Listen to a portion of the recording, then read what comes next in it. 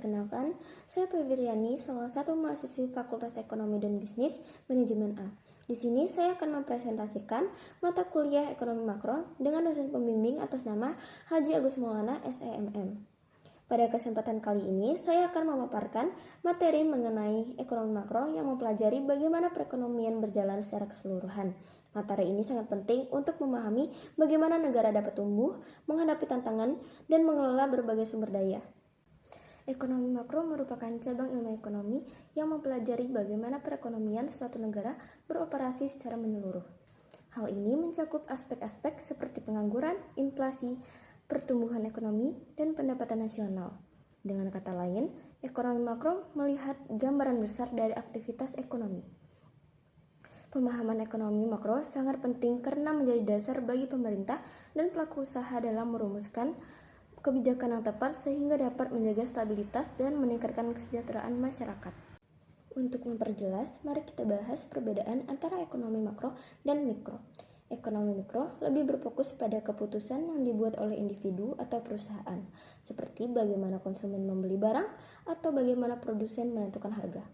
Sementara itu, ekonomi makro memiliki cakupan yang lebih luas. Sebagai contoh, terdapat fenomena paradox of thrift yang menyatakan bahwa jika semua orang meningkatkan tabungan secara bersamaan, hal ini justru dapat menurunkan konsumsi dan menghambat pertumbuhan ekonomi nasional. Permasalahan utama dalam ekonomi makro. Beberapa masalah utama yang sering muncul antara lain inflasi, yaitu kenaikan harga barang secara umum, dan yang kedua, pengangguran, tingginya jumlah tenaga kerja yang tidak memiliki pekerjaan. Dan yang ketiga, pertumbuhan ekonomi, yaitu tingkat perkembangan ekonomi suatu negara. Permasalahan tersebut saling berkaitan, contohnya inflasi yang tinggi akan menurunkan daya beli masyarakat, sedangkan pengangguran yang tinggi dapat menyebabkan lesunya aktivitas ekonomi.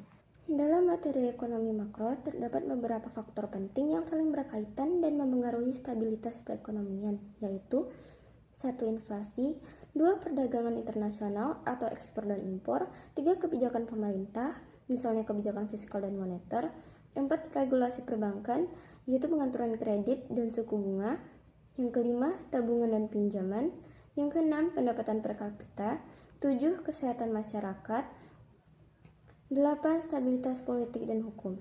Faktor-faktor tersebut sangat menentukan kemampuan negara dalam mencapai pertumbuhan ekonomi yang berkelanjutan. Untuk menghadapi tantangan dalam perekonomian, beberapa langkah dapat diambil. Yang pertama, dengan diversifikasi ekonomi, yaitu mengurangi ketergantungan pada satu sektor dengan mengembangkan berbagai sektor produktif. Yang kedua, digitalisasi dan inovasi, yaitu pemanfaatan teknologi dan transformasi digital untuk meningkatkan efisiensi dan produktivitas. Yang ketiga, dengan peningkatan kualitas sumber daya manusia, yaitu meningkatkan kompetensi dan keterampilan tenaga kerja agar dapat beradaptasi dengan tuntunan global. Langkah-langkah tersebut diharapkan mampu memperkuat ketahanan ekonomi nasional dan kemajuan kesejahteraan masyarakat. Perdagangan internasional menjadi elemen penting bagi perekonomian, karena ekspor dan impor perlu dijaga agar tetap seimbang dan berkontribusi pada devisa negara.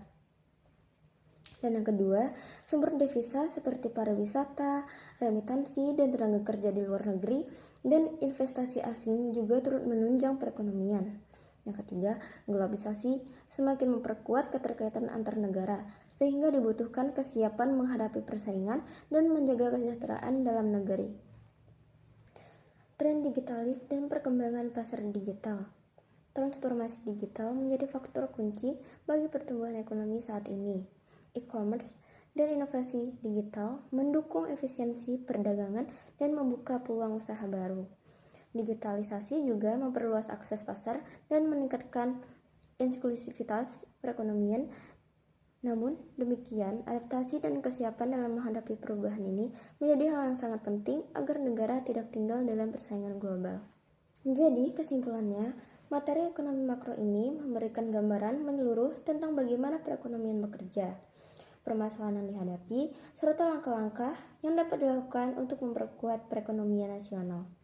Pemahaman yang baik akan membantu dalam pengambilan kebijakan dan persiapan menghadapi tantangan global. Terima kasih telah menyimak materi ini. Semoga bermanfaat dan menambah wawasan kita semua. Thanks for watching guys. Bye-bye.